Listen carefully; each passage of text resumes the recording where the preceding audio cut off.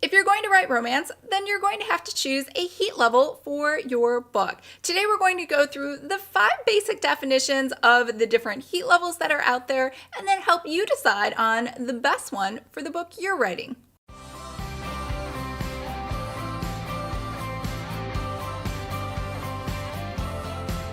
Hi everyone, I'm Lisa, bestselling co-author of the Snow and Her 7 Seals series, and on this channel we talk all about romance writing, but specifically for the newbie and aspiring author. Before we even talk about heat levels, let's first just talk about why you should care. And I have 3 really good reasons on why it's so important to your romance writing career. The first one is you need to know your heat level before you even start working with a cover designer. You can't give them specs until they know exactly what heat level they are going to be making a cover for, because the packaging on the outside of your book makes a promise to the reader on what they can expect inside of your book. And if you look at different covers, if you're doing a sweet and clean romance, there might be a cute couple out in the snow, maybe just looking into each other's eyes, fully clothed, not really even touching maybe.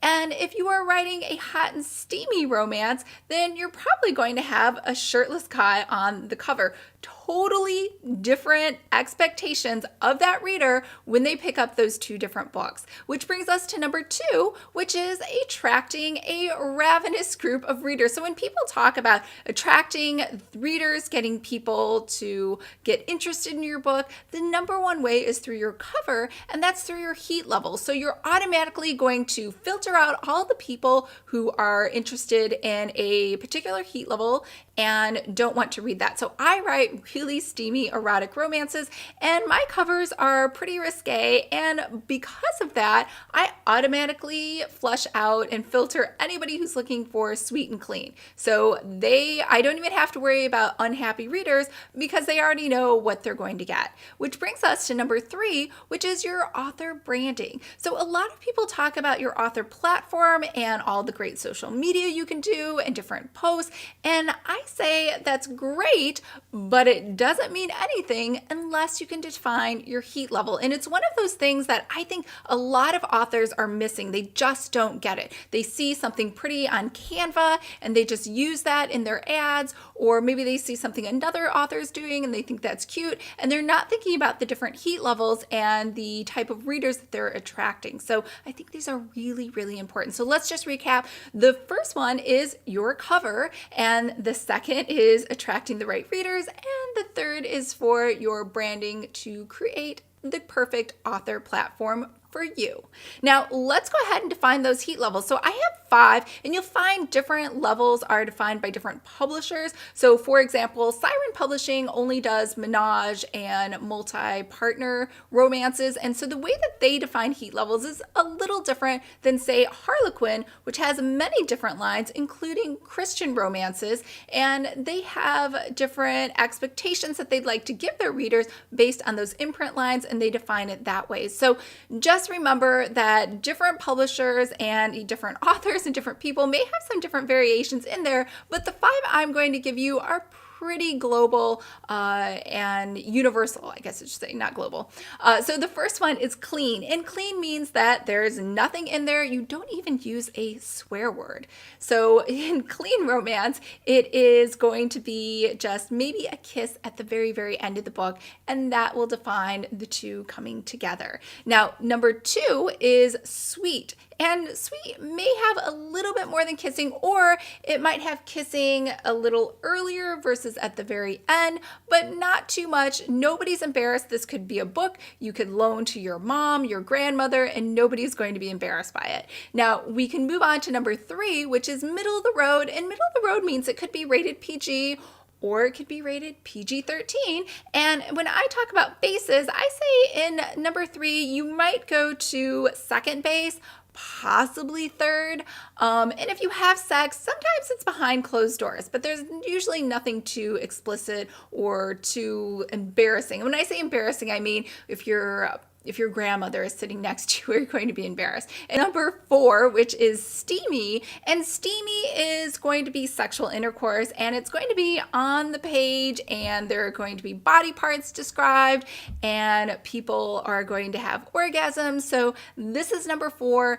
And what defines number 4 from the topmost level, which is what I write, which is number 5, which is it's sometimes called spicy heat level, is that there is something other than sexual intercourse. You're doing oral sex, there might be BDSM, there could be some fetishes, some different kinks. It's things that are outside of typical just one-on-one sex. So when you start talking about erotic romance, so for example, in my book, Snow and Her 7 Seals, we have Snow having sex with multiple men and sometimes different combinations of her and those men, and they're doing more than just sex, they're having oral sex. So this is definitely a number 5, which is a spicy heat level. Now, let's recap really quick. I went 1 through 5. 1 is clean, 2 is sweet, 3 is middle of the road. You might get to second or third base and have a little bit of sex. And then in 4, it's steamy, definitely sex on the page. And 5 is spicy, which has sex and then some. So once you pick a level, let's talk about, or once you know the levels, let's talk about how you choose a level for your book. And I think the first thing you need to do as an author is make sure you read a lot of books within the level that you're thinking of so that you understand or are comfortable with what's expected. And I would read it with 2 things in mind if you were going to take notes. 1, I would write down all the different body parts that are mentioned.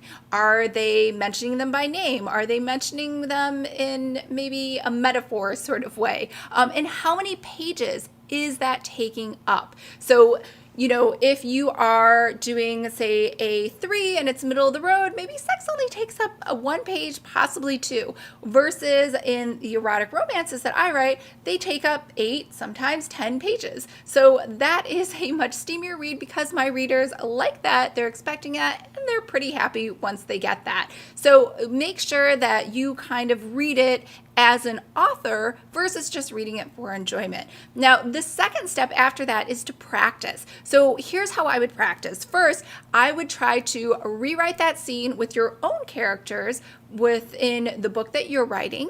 And I would also practice the different bases. So what does it look like when you write your characters going to second base, to third base, to fourth base? If you're trying to write spicy, what does it look like when your characters are doing something other than just intercourse, right? So once you do that, you can sort of know, you as an author, what you're comfortable with and more importantly, what you're good at. So for example, when I was trying to figure out what my heat level was, I was super embarrassed. Like I couldn't even think about writing the word sex on the page. It couldn't even happen behind closed doors because that was just weird to me, right?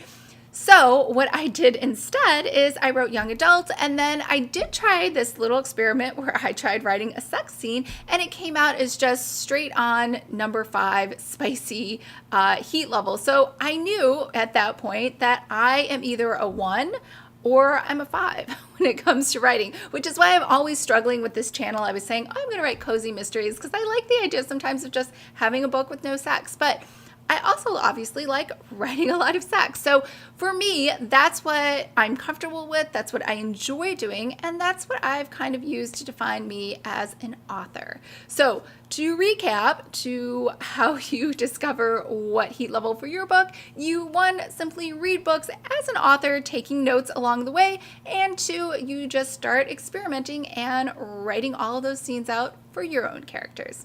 All right, leave a comment below and let me know what heat level you're thinking about, or if you're kind of like me and sometimes just the thought of writing those are a little uncomfortable, and where you're at right now with your book. All right, I hope everyone is having a great happily ever after day, and I will see you guys next week.